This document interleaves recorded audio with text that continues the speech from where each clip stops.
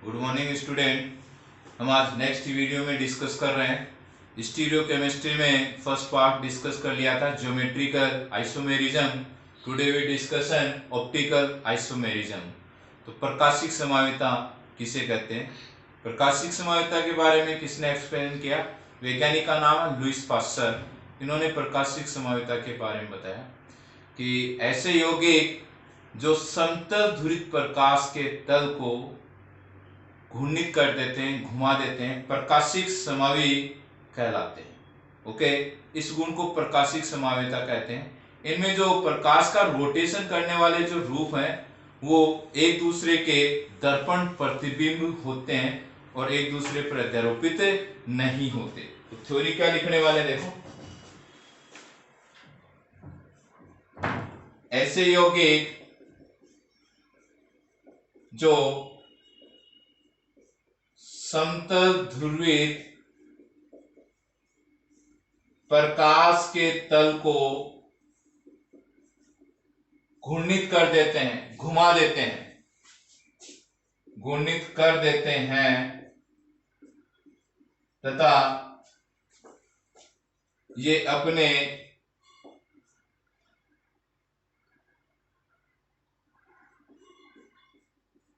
दर्पण प्रतिबिंब पर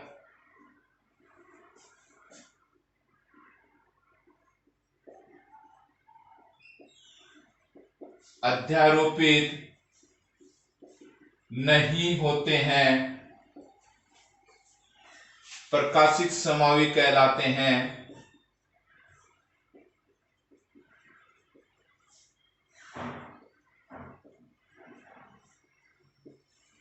तथा इस गुण को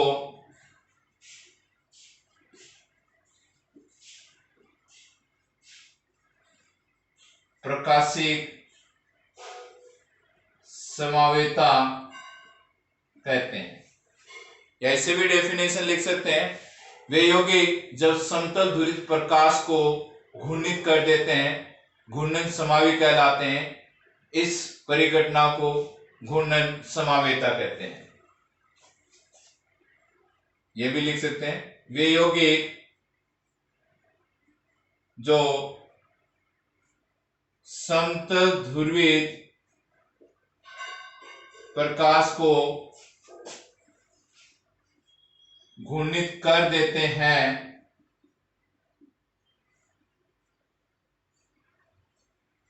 घूर्णन समावी कहलाते हैं तथा इस गुण को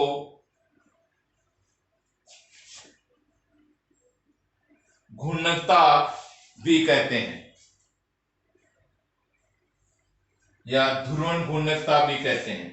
दोनों नाम लिख सकते हैं।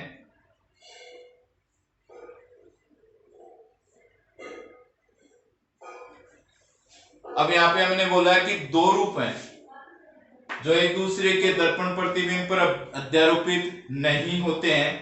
तो इनमें से एक समावी जो प्रकाश को दाएं या घड़ी की सुई की दिशा में घुमाते हैं उन्हें दक्षिण ध्रुवण घूर्णक कहते हैं, और एक समावी जो समतल ध्रुवित प्रकाश के तल को बाईं ओर घुमाते हैं उन्हें वाम ध्रुवण घूर्णक कहते हैं।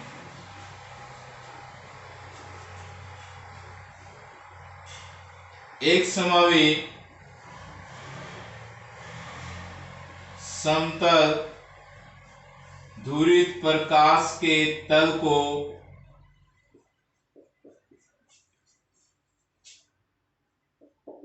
दाईं ओर या घड़ी की सुई की दिशा में घुमाते हैं, दक्षिण ध्रुवण घूर्णक डी, स्मॉल डी या प्लस कहलाता है। घड़ी की सुई की दिशा में क्लॉकवाइज घुमाने वाले को हम दक्षिण ध्रुवण घूर्णक डी या प्लस कहेंगे। दूसरा समावी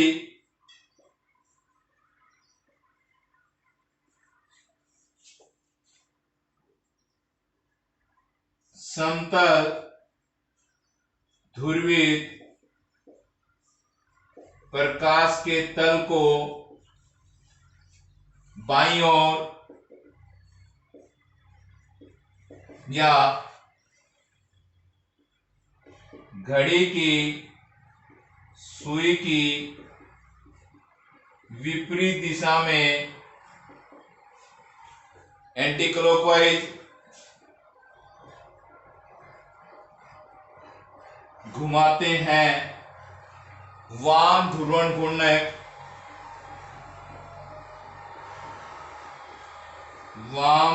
घूर्णक एल या माइनस कहलाता है। इसका मतलब जो प्रकाश का रोटेशन प्रदर्शित करते हो या जो प्रकाशिक समायोगिता प्रदर्शित करते हैं, ऐसे यौगिकों के दो रूप होने वाले हैं। एक डी रूप जिसे दक्षिण ध्रुवण घूर्णक कहेंगे, एक एल रूप जिसे वाम ध्रुवण घूर्णक कह सकते हैं। तो एग्जाम्पल के लिए ऐसे लिख सकते हैं,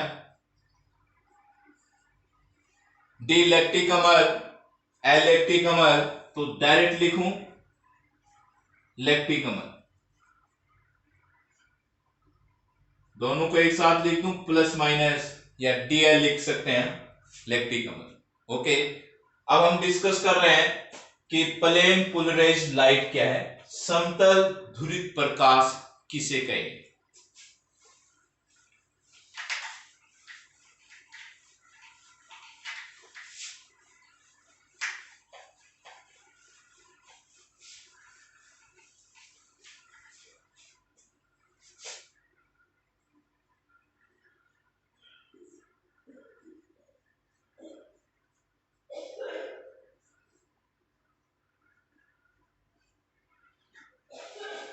इससे पहले हम डिस्कस करने वाले हैं कि श्वेत प्रकाश, कहेंगे श्वेत प्रकाश 7 रंगों का मिश्रण होता है।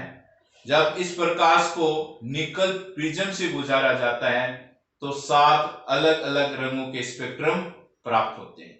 उनमें से किसी एक रंग को ले लिया जाए तो वो कहलाता है एक वर्णी प्रकाश, और सामान्यतः एक वर्णी प्रकाश सोडियम लैंप से प्राप्त किया जाता है। फिर एक वर्णी प्रकाश से हम क्या प्राप्त करेंगे, प्लेन पोलराइज्ड लाइट प्राप्त करेंगे। तो जो हम थ्योरी लिखने वाले हैं, हम लिखेंगे कि सामान्यतः श्वेत प्रकाश में 7 रंग उपस्थित होते हैं। सामान्यतः श्वेत प्रकाश में 7 रंग उपस्थित होते हैं। जब इस प्रकाश को प्रिज्म से गुजारा जाता है, जब इस प्रकाश को प्रिज्म से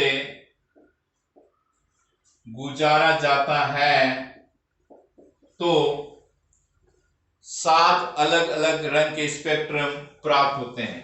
तो 7 अलग अलग रंग के स्पेक्ट्रम प्राप्त होते हैं। ओके, इनमें से किसी एक रंग के प्रकाश को लिया जाता है तो उसे एक वर्णी प्रकाश कहते हैं। यदि इनमें से किसी एक रंग के प्रकाश को लिया जाए तो एक वर्णी यानी एक रंग का प्रकाश कहलाता है। एक वर्णी प्रकाश कहलाता है, एक रंग का प्रकाश कहलाता है। सामान्यतः सोडियम लैंप से प्राप्त होने वाला प्रकाश एक वर्णी प्रकाश होता है। सामान्यतः सोडियम लैंप से प्राप्त होने वाला प्रकाश एक वर्णी प्रकाश होता है।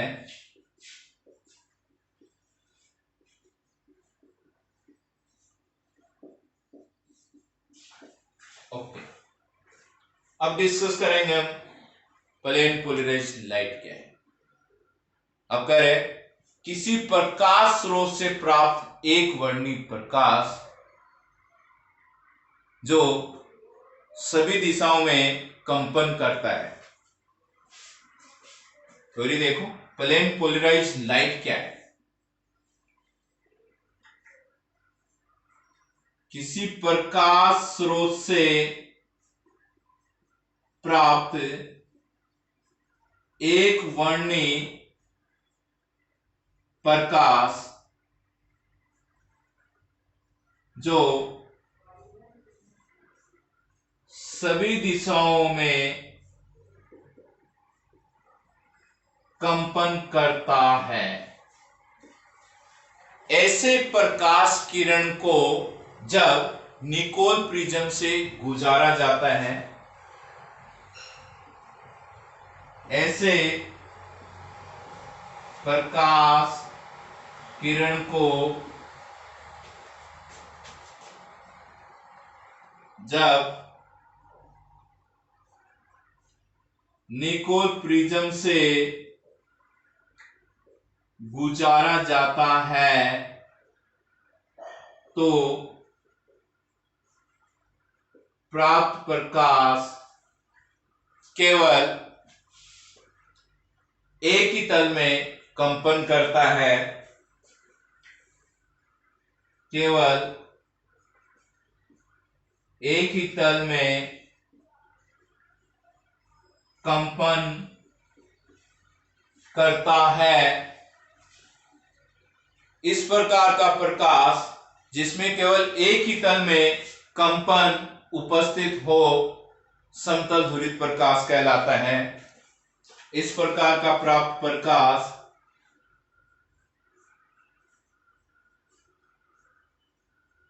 प्रकाश जिसमें एक ही तल में कंपन, जिसमें एक ही तल में कंपन होते हैं,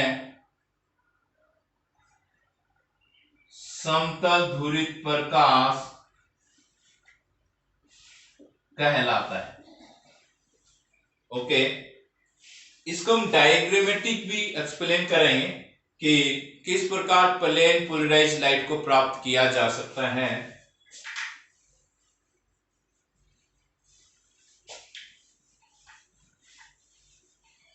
देखो, किसी प्रकाश स्रोत से प्राप्त प्रकाश, कोई भी प्रकाश स्रोत से जो प्राप्त प्रकाश होगा उसको हम स्लिट के द्वारा एक वर्णी प्रकाश में कन्वर्ट कर रहे हैं। यहां से जितना भी प्रकाश हो रहा है उनमें से एक प्रकाश, एक रंग के प्रकाश को लिया जा रहा है। जो एक रंग का प्रकाश प्राप्त हुआ है वो क्या करेगा, सभी दिशाओं में कंपन करता है। तो इस प्रकार का प्रकाश जो डायग्रामेटिक हम देख रहे हैं ये एक वर्णी प्रकाश है जो सभी दिशाओं में कंपन करता है। इसको किसमें से गुजारने वाले हैं, निकोल प्रिज्म।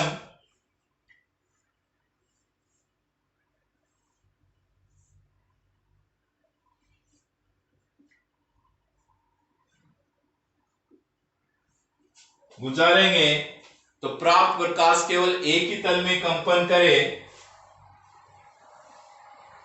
इस प्रकार की डायरेक्शन में कंपन करे तो उसे हम समतल ध्रुवित प्रकाश कहेंगे।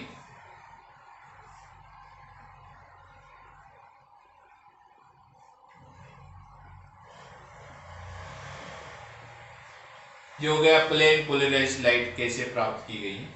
ओके, एग्जाम में डायग्राम भी आ जाता है कि प्लेन पोलराइज्ड डायग्राम क्या है, तो इस प्रकार इसको एक्सप्लेन किया गया है। नेक्स्ट हम डिस्कस कर रहे हैं ध्रुवणमापी एवं ध्रुवण घूर्णकता।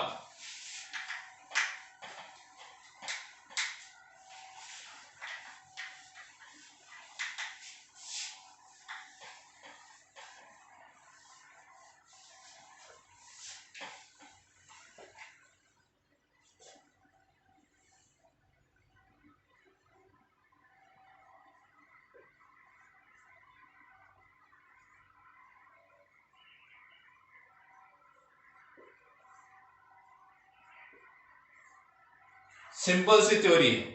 जब समतुल ध्रुवित प्रकाश के तल को प्रकाश या ध्रुवण घूर्णक सक्रिय यौगिक या उसके जलीय विलयन में से गुजारा जाता है तो वह इस प्रकाश के तल को निश्चित कोण से दाईं अथवा बाईं ओर क्या कर देता है, घुमा देता है, रोटेट कर देता है, घूर्णित कर देता है। क्या कहलाएगा? ध्रुवण घूर्णक कहलाता है।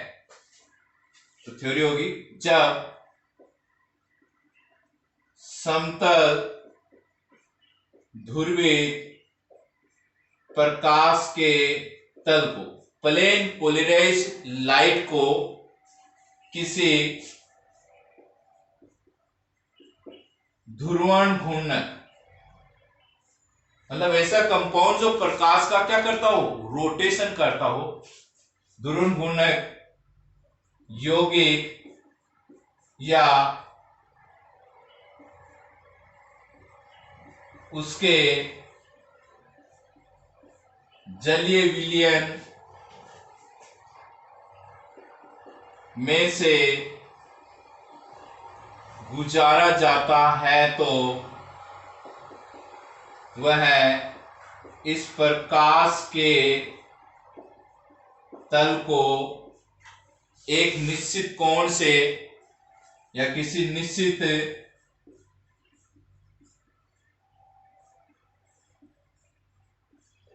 घूर्णन कोण से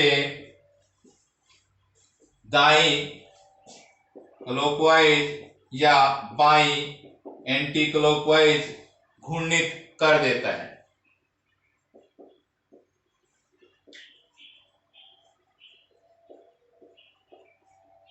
तो उसे हम क्या कह सकते हैं? ध्रुवण घूर्णक यौगिक कह सकते हैं, प्रकाशिक समावी भी कह सकते हैं। ओके, अब आ रहा है, जब समतल ध्रुवित प्रकाश का तल दाईं ओर घूर्णित होता है तो उसे दक्षिण ध्रुवण घूर्णक कहेंगे। जब समतल ध्रुवित प्रकाश का तल दाईं ओर घूर्णित होता है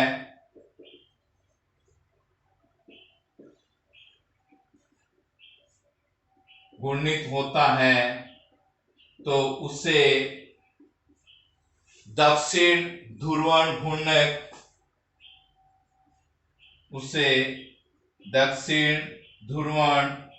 घूर्णक, डी या प्लस कहते हैं।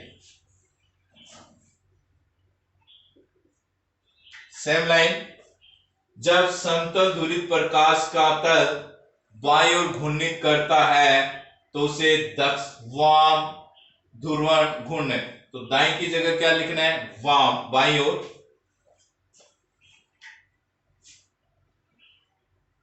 जब समतल ध्रुवित प्रकाश का तल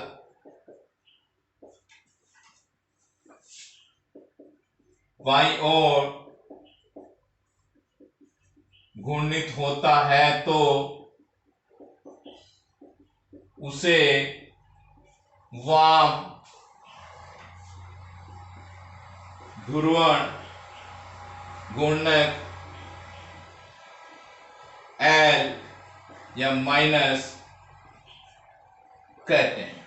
इसका मतलब दो रूप हो गए, एक प्रकाश का रोटेशन क्लॉकवाइज कर रहा है, एक एंटी क्लॉकवाइज कर रहा है। तो हम डेफिनेशन डाल सकते हैं कि घूर्णन कोण किसे कहें, रोटेशन किसे कहें। तो ध्रुवण घूर्णक यौगिक समतल ध्रुवित प्रकाश के तल को दाईं अथवा बाईं ओर जिस कोण पर घूर्णित करते हैं घूर्णन कोण कहलाता है।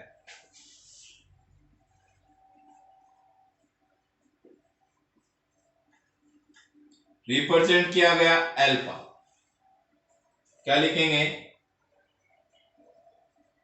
ध्रुवण घूर्णक यौगिक समतल ध्रुवित प्रकाश के तल को दाईं अथवा बाईं ओर, दाईं या बाईं ओर जिस कोण से या जिस कोण पर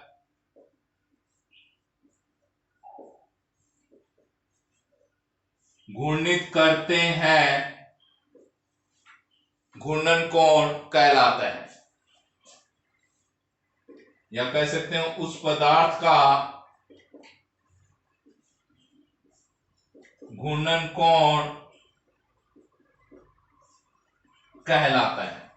ओके, इसको डायग्रामेटिक रिप्रेजेंट करेंगे, ध्रुवणमापी का नामांकित चित्र देखेंगे।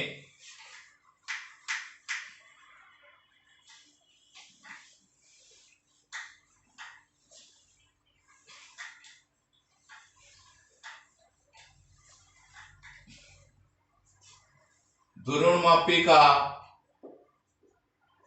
नामांकित चित्र एग्जाम में कई बार आया हुआ क्वेश्चन है कि ध्रुवणमापी का नामांकित चित्र बनाइए। ओके, सबसे पहले हम प्लेन पोलराइज्ड लाइट जनरेट करेंगे।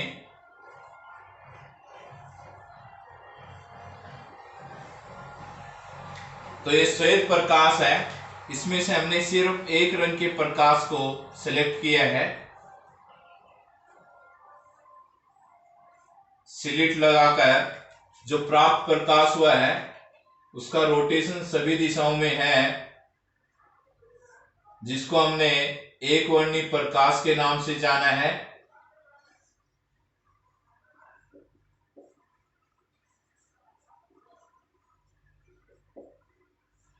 जब इस प्रकाश को निकोल प्रिज्म से गुजार दें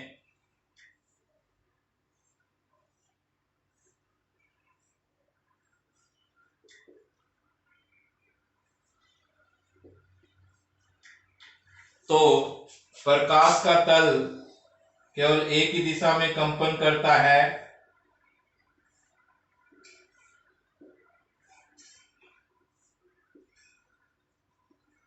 जिसे हमने कहा समतल ध्रुवित प्रकाश।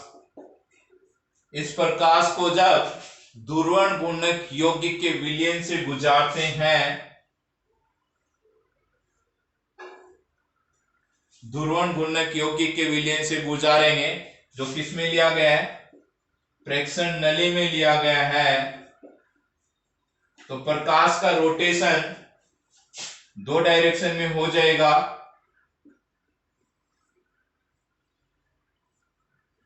या तो दाईं ओर हो जाएगा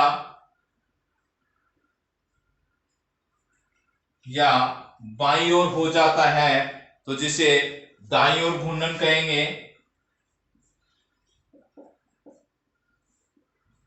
और इसको बाईं ओर घूर्णन कहेंगे। ओके, तो ये आ गया हमारा ध्रुवण गुणक यौगिक, ये वाला जो इस नली में लिया गया है। जब इसमें से प्रकाश गुजरे तो प्रकाश को दाईं ओर घुमाए या बाईं ओर, जिस कोण से घूर्णित करता है उसे पदार्थ का घूर्णन कोण कहेंगे। नेक्स्ट हमारे पास क्वेश्चन है घूर्णन कोण को प्रभावित करने वाले कारक। देखो,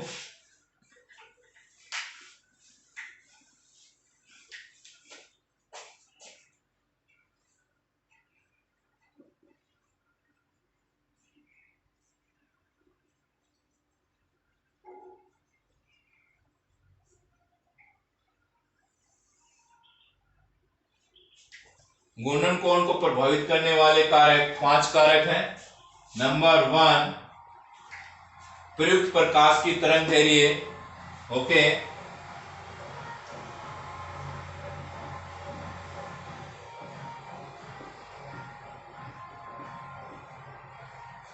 जिसको रिप्रेजेंट किया गया लैम्डा, कौन से प्रकाश की तरंग दैर्ध्य ले रहे हैं, विलयन की सांद्रता सेकेंड।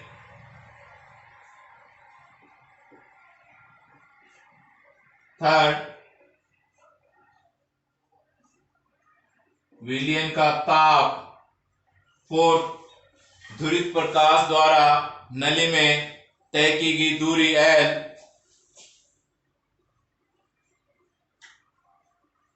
ध्रुवित प्रकाश द्वारा नली में तय की गई दूरी L। नंबर 5, पदार्थ की प्रकृति पे डिपेंड करेगा, तो लिख सकते हैं विलायक एवं पदार्थ की प्रकृति। तो ये 5 कारक हैं जो डिपेंड करेगा कि घूर्णन कोण क्या हो। ओके, तो घूर्णन कोण को प्रभावित करने वाले कारक, ये भी एग्जाम में आने वाला अच्छा क्वेश्चन है। फिर डिस्कस करेंगे विशिष्ट घूर्णन क्या होता है, स्पेसिफिक रोटेशन क्या होता है।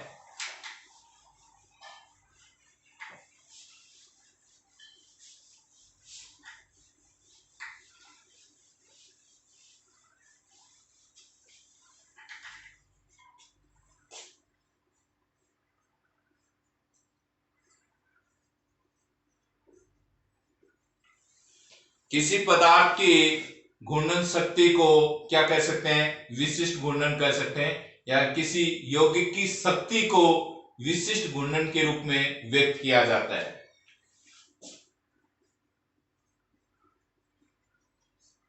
किसी यौगिक की शक्ति को किसके रूप में व्यक्त करेंगे, विशिष्ट घूर्णन के रूप में व्यक्त करते हैं।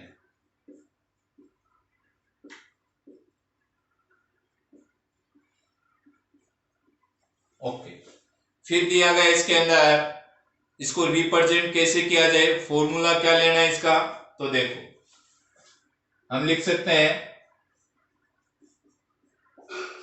विशिष्ट घूर्णन alpha T degree C lambda बराबर अल्फा एल इंटू सी।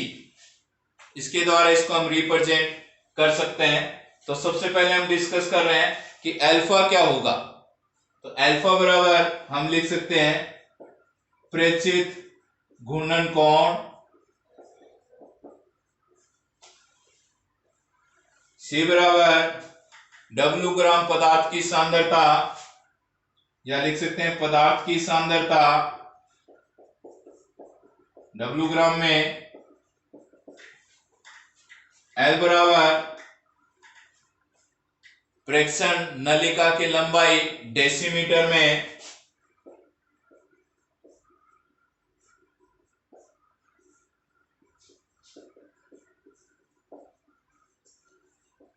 ये अच्छा क्वेश्चन है कि प्रेक्षण नलिका की लंबाई किस में मापी जाती है, तो डेसीमीटर में मापी जाती है। T बराबर टेम्परेचर, लैम्डा बराबर प्रयुक्त प्रकाश की तरंगदैर्घ्य,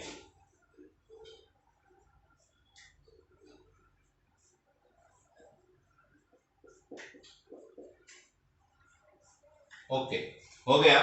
अब हम डिस्कस कर रहे हैं आणविक घूर्णन किसे कहते हैं। तो सिंपल है, विशिष्ट घूर्णन को पदार्थ के अणुभार से गुणा करने पर आणविक घूर्णन प्राप्त होता है।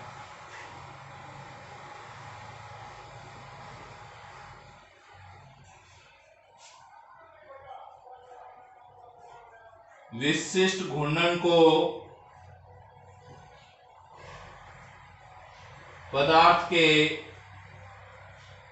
अणुभार से गुणा करने पर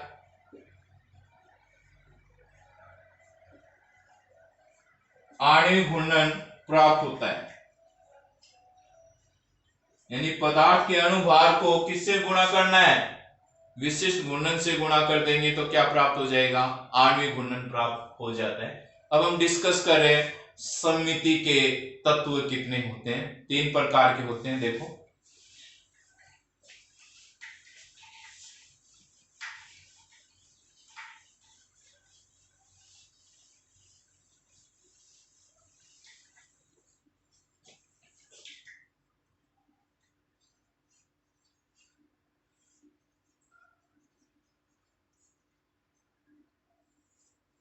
ये कह रहा है किसी भी अणु में, कोई भी अणु, किसी भी अणु में 3 प्रकार के सममिति के तत्व उपस्थित हो सकते हैं। यदि तीनों में से कोई भी एक सममिति तत्व उपस्थित है तो अणु प्रकाशिक संभाव्यता या ध्रुवण घूर्णकता प्रदर्शित नहीं करता।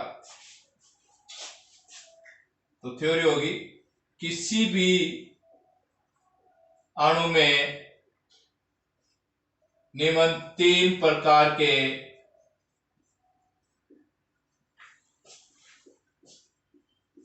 सममिति तत्व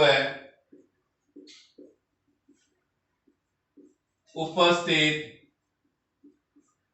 हो सकते हैं। इनमें से एक भी सममिति तत्व उपस्थित होने पर अणु क्या हो जाएगा, ध्रुवण घूर्णकता या प्रकाशिक अक्रिय हो जाता है। यदि इनमें से कोई एक भी सममिति तत्व उपस्थित हो तो अणु ध्रुवण घूर्णकता प्रदर्शित नहीं करता है।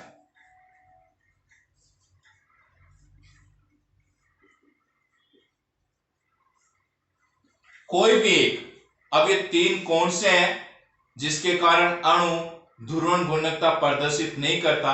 तो सबसे पहले दिया गया है सममित तल, फर्स्ट।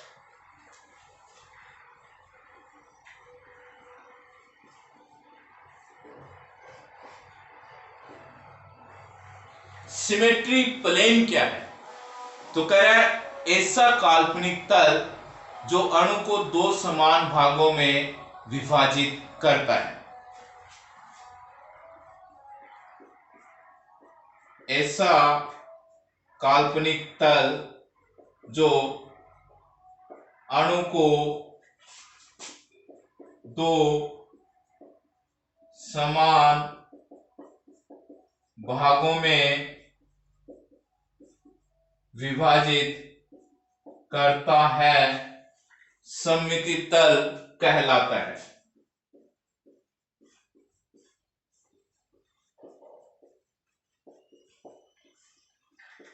यदि सममिति तल के द्वारा किसी अणु को 2 भागों में विभाजित कर दिया जाए तो दोनों रूप एक दूसरे के दर्पण प्रतिबिंब होंगे जो अध्यारोपित हो जाते हैं, अतः यौगिक ध्रुवण घूर्णकता प्रदर्शित नहीं करता। तो मैं कह सकता हूं ये दोनों भाग एक दूसरे के दर्पण प्रतिबिंब होते हैं, जिससे ऐसे अणु को ध्रुवण अघूर्णक कहते हैं। ये दोनों भाग एक दूसरे के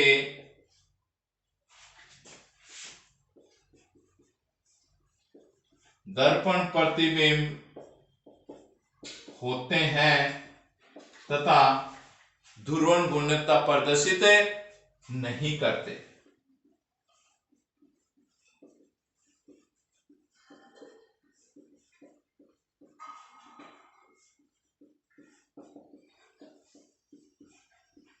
ध्रुवण घूर्णकता प्रदर्शित नहीं करेंगे।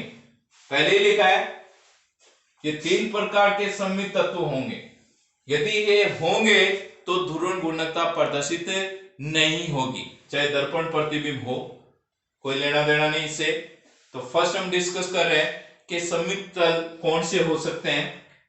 तो एक तो ऊर्ध्वाधर हो सकता है। यदि आप देखें यहां से, तो यहां से इसको बराबर 2 भागों में इसको डिवाइड कर सकते हैं। ये वाला तल कहलाएगा ऊर्ध्वाधर तल। सेकंड केस बी बनाए,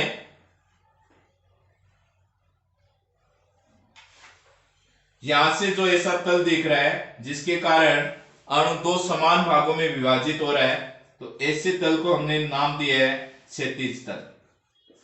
तो ये है ऐसा काल्पनिक तल जो अणु को 2 समान भागों में डिवाइड कर दे, सममित तल कहलाता है। ये दोनों एक दूसरे के मिरर इमेज हैं, लेकिन फिर भी ध्रुवण घूर्णकता प्रदर्शित नहीं करते। तो इसका मतलब काल्पनिक तल 2 प्रकार से लगाया जा सकता है। एक आप लगा सकते हैं वर्टिकल, एक हॉरिजॉन्टल लगा सकते हैं। ओके, हम इसके एग्जाम्पल को डिस्कस करें। फर्स्ट है हमारे पास प्रोपेनोइक अम्ल और सेकंड है मेसोटार्ट्रिक अम्ल, जिनमें दो प्रकार के तल देखने वाले हैं।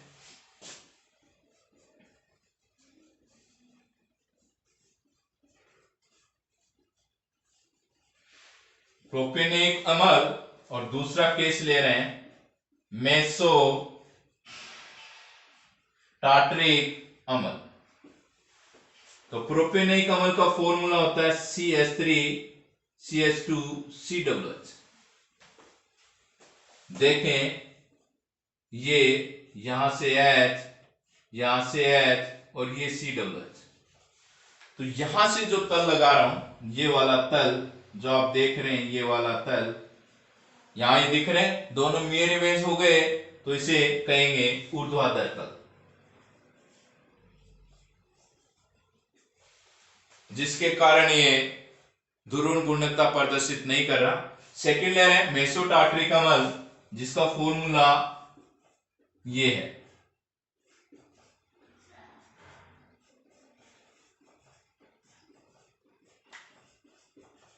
इसमें यहां से मैं लगा सकता हूं,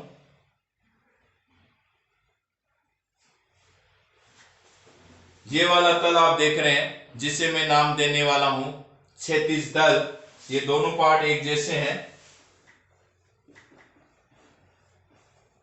जिसके कारण ये ध्रुवण घूर्णकता प्रदर्शित नहीं करता। तो फर्स्ट केस डिस्कस किया, सममित तल के कारण ध्रुवण घूर्णकता प्रदर्शित नहीं हुई। सेकेंड हम डिस्कस कर रहे हैं सममिति एक्स। देखो,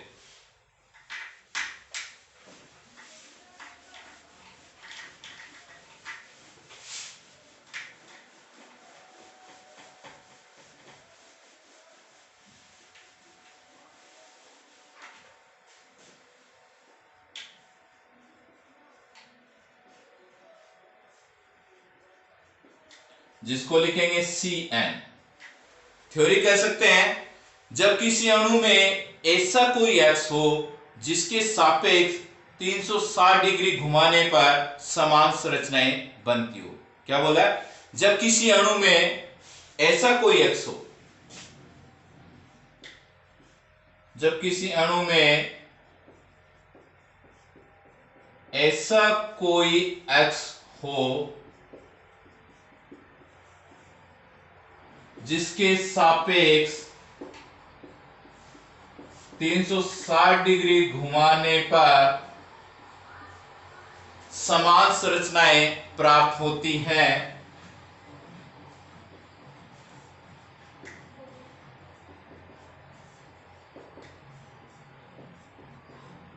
या ये कह दूं, किसी अणु को 360 डिग्री घुमाए तो समान संरचनाएं कितनी बार प्राप्त हो जाए, उसे मैं कह सकता हूं सममिति एक्स कह सकते हैं। तो वह सममिति एक्स कहलाता है।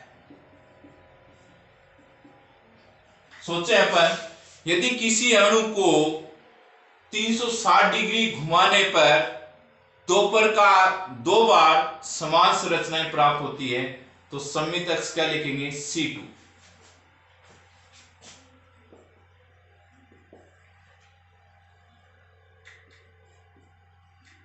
यदि किसी अणु को 360 डिग्री घुमाने पर दो बार समान संरचनाएं प्राप्त होती है, तो सममित एक्स C2 है।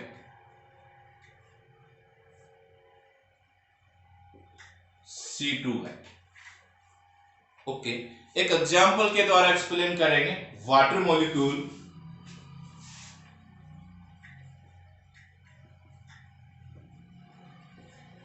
वाटर की स्ट्रक्चर ये बना दें, कोणीय शेप होती है,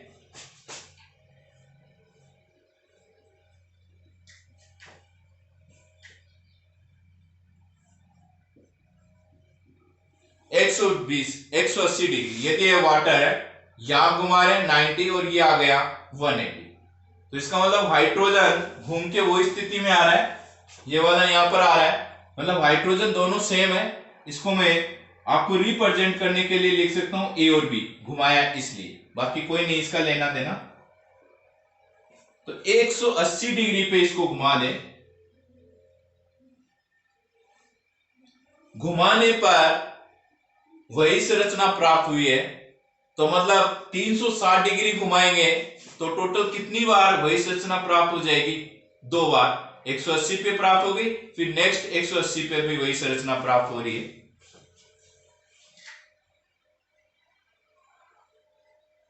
ओके, तो कह सकते हो जल में या H2 अणु में सममित X C2 है। एग्जाम में आया हुआ क्वेश्चन है, H2 अणु में सममित X C2 है। एग्जाम में आया हुआ क्वेश्चन है, H2 अणु में सममित X क्या होता है? C2 है। या कह सकता हूं अर्थात 2 द्विगुणित या 2 गुणित सममित X है। द्विगुणित सममित X है, क्योंकि 360 डिग्री घुमाने पर पुनः उसका विन्यास प्राप्त होता है। कितने पर? 2 बार प्राप्त होता है। तो कह सकते हैं एक बार 180 डिग्री घुमाने पर, क्योंकि H2 अणु को 180 डिग्री घुमाने पर वही पुनः वही विन्यास प्राप्त होता है। इसी प्रकार नेक्स्ट एग्जांपल NH3 है, तो यदि अपन ये माने NH3 का सेंटर ये माने, इस प्रकार देखें तो आप कितना घुमाएंगे? 120 जैसे घुमाएंगे वैसे ही एक विन्यास प्राप्त, फिर 120 घुमाएंगे, एक विन्यास और 120 और घुमाएंगे। मतलब आपने 120 120 120 टोटल घुमाया 360 डिग्री, तो हमें कितने विन्यास प्राप्त हुए? 360 डिग्री घुमाने पर प्रत्येक विन्यास 120 पे प्राप्त हुआ, तो टोटल कितने हो जाएंगे? 3 हो जाएंगे। तो हम कह सकते हैं NH3 अणु में X क्या हो जाएगा? C3 होगा। NH3 अणु में सममित X C3 है, अर्थात 120 डिग्री पे विन्यास प्राप्त हो रहा है, तो लिख सकते हूं अर्थात त्रिगुणित सममित X है।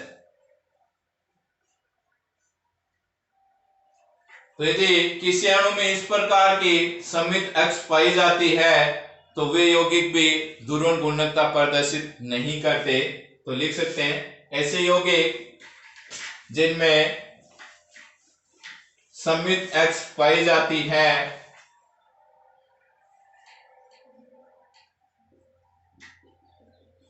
ऐसे यौगिक जिनमें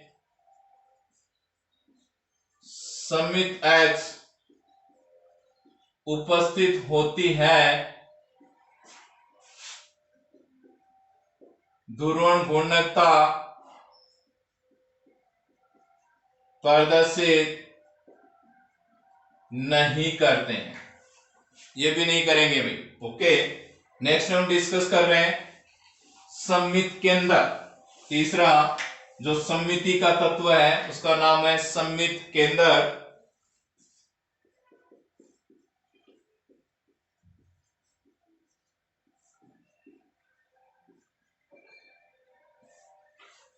तो सिंपल सी डेफिनेशन है, किसी अणु के केंद्र में उपस्थित वह बिंदु जहां से समान दूरी पर समान समूह उपस्थित हो। किसी अणु के केंद्र में स्थित वह बिंदु, किसी अणु के केंद्र में उपस्थित वह बिंदु, सेंटर में उपस्थित ऐसा बिंदु जहां से समान दूरी पर समान समूह उपस्थित हो।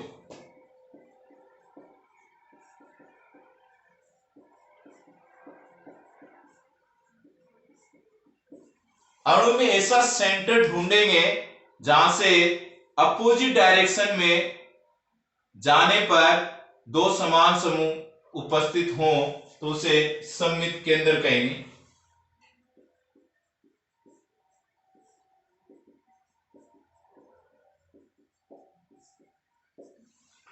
तो आप ऐसा भी लिख सकते हैं कि इस बिंदु से विपरीत दिशाओं में समान दूरी तक, इस बिंदु से विपरीत दिशाओं में समान दूरी पर रेखाएं खींचने पर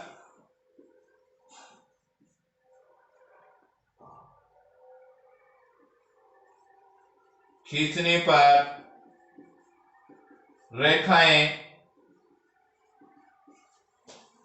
समान समूह पर समाप्त होती हैं, या रेखाओं के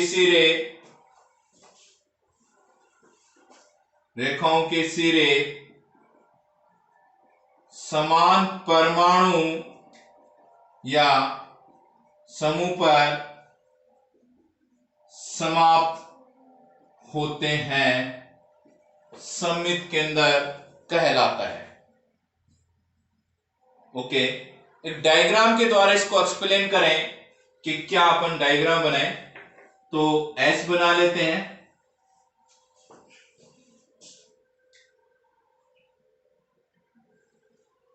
ओके, यहां से ये एंड मिलाएं तो ये ऐसा बिंदु है जहां से समान दूरी पर ये वाला पॉइंट और ये वाला पॉइंट है।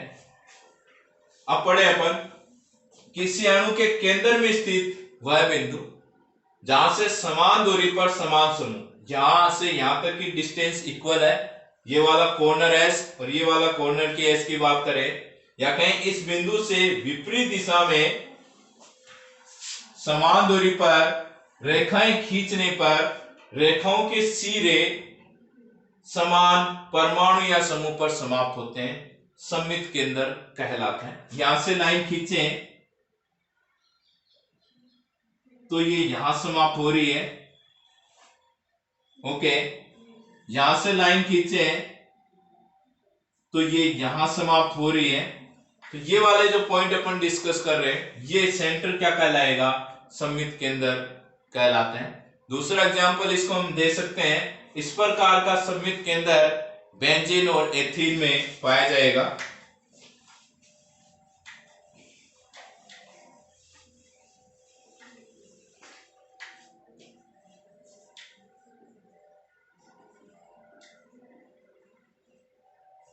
देखो,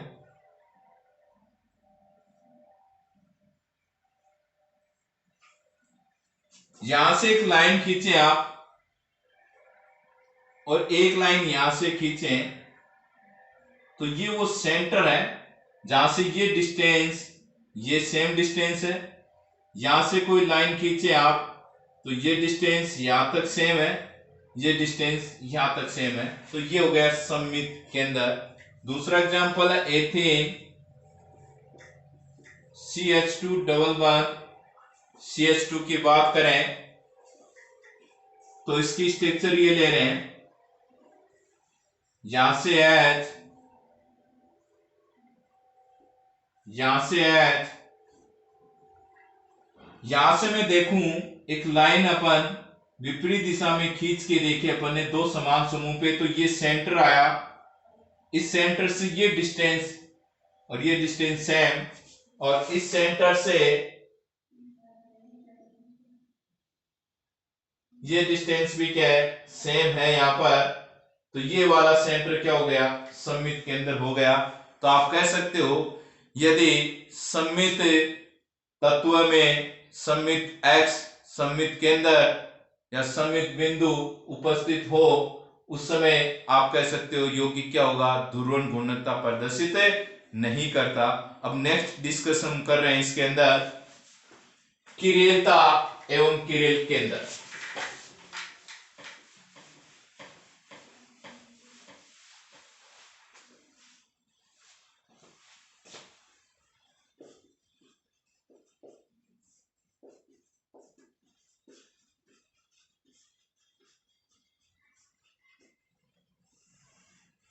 सिंपल सी लाइन है, आप कह सकते हो यदि किसी अणु में कोई भी सममित तत्व उपस्थित नहीं है तो वह अणु क्या होगा, असममित होगा, और वह समतल ध्रुवित प्रकाश को क्या करेगा, रोटेट कर देगा। तो थ्योरी होगी यदि किसी अणु में कोई भी सममित तत्व उपस्थित नहीं हो तो वह अणु असममित हो जाता है।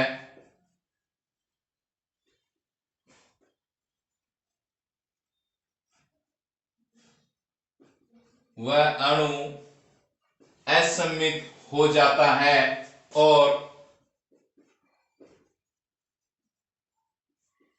समतल ध्रुवित प्रकाश के तल को घुमाता है।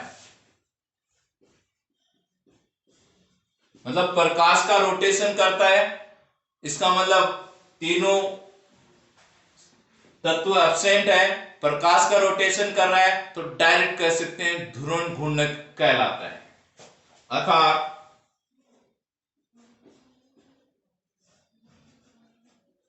घूर्णकता प्रदर्शित करता है, प्रकाश का रोटेशन करता है। ओके, इस प्रकार के अणु की बात करेंगे तो प्रकाश का रोटेशन करेगा तो एक डी रूप हो गया, एक एल रूप हो गया। दर्पण प्रतिबिंब होते हैं, एक दक्षिण ध्रुवण घूर्णक होगा, एक वाम ध्रुवण घूर्णक होता है। तो इस प्रकार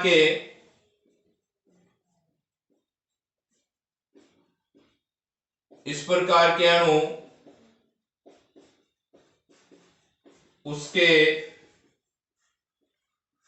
दर्पण प्रतिबिंब पर पूर्ण रूप से अध्यारोपित नहीं होते हैं, ऐसे अणु किरेल कहलाते हैं।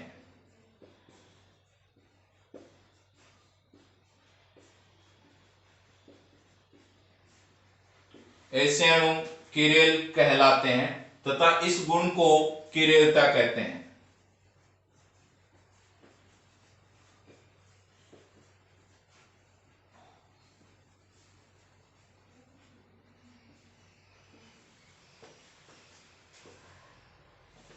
एक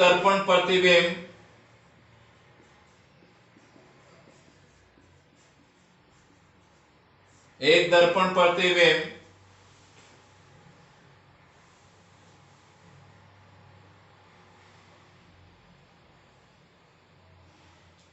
ध्रुवित प्रकाश के तल को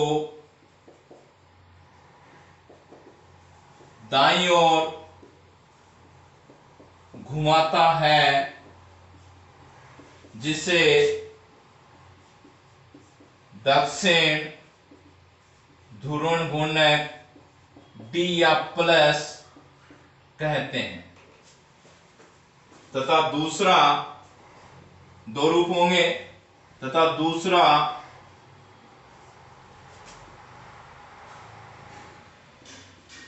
दर्पण प्रतिबिंब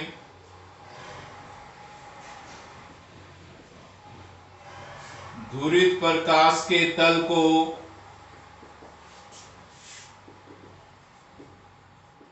बाईं ओर घुमाता है, जिसे वाम ध्रुवण घूर्णक एल या माइनस कहते हैं। तो वही कहानी आ गई कि ऑप्टिकल आइसोमर्स क्या है, ओके, ध्रुवण गुणकता क्या है, दोनों ही की बात है। प्रकाश का रोटेशन करे, अध्यारोपित नहीं हो, एक प्रकाश का रोटेशन करने वाला डी और एक प्रकाश का रोटेशन करने वाला एल है। ओके, हम डिस्कस कर रहे हैं कि कार्बनिक यौगिकों में क्या हो। तो हम कह सकते हैं कि कार्बन की 4 संयोजकताएं हैं और चारों संयोजकताएं अलग अलग ग्रुप से प्रतिस्थापित कर दूं तो अणु क्या हो जाएगा, असममित हो जाता है, अर्थात अणु क्या हो जाएगा, कायरल हो जाता है, अणु प्रकाशिक समायता प्रदर्शित करेगा। देखो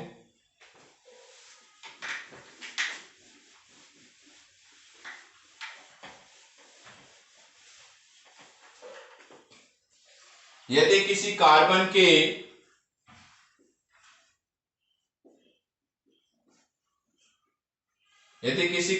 के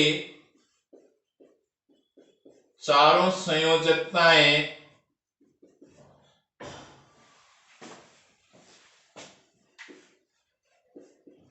भिन्न भिन्न समूह से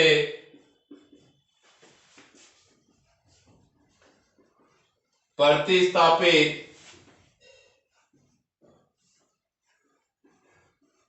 कर दी जाए तो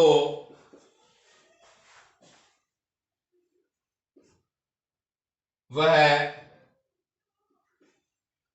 अणु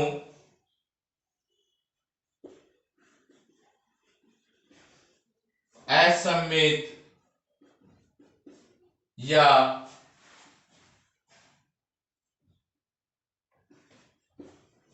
किरेल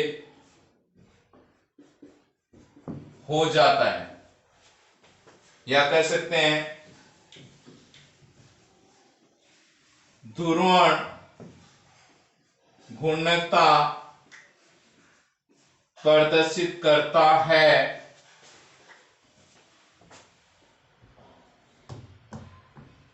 या लिख सकते हैं प्रकाशिक सक्रियता प्रदर्शित करता है। सिंपल सी लाइन है, कार्बन की 4 संयोजकताएं अलग अलग ग्रुप से जुड़ी हुई हो, संतुष्ट हो तो यौगिक क्या हो जाएगा, असममित हो जाएगा। ऐसे अणु को क्या कहेंगे, किरेल कहेंगे। ऐसा अणु ध्रुवण गुणकता प्रदर्शित करता है, जिसे मैं कह सकता हूं प्रकाशिक सक्रियता प्रदर्शित करता है। एग्जाम्पल के लिए लैक्टिक अम्ल, देखो फॉर्मूला है ये वाला,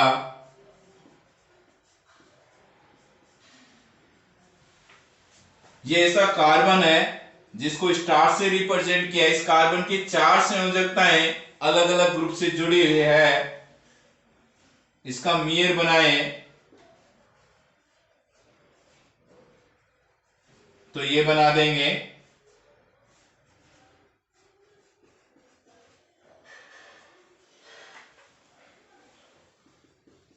जो एक दूसरे के दर्पण प्रतिबिंब में अध्यारोपित नहीं होते। ग्लिसरेलियाइड का केस ले लें,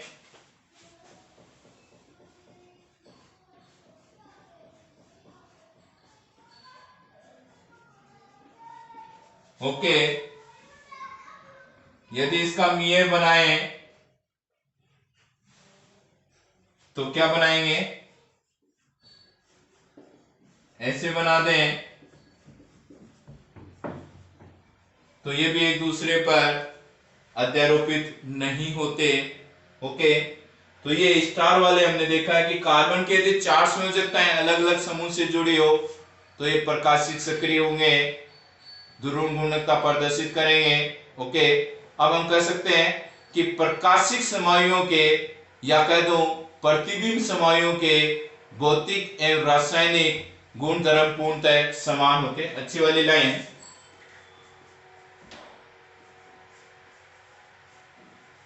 प्रतिबिंब समायुओं के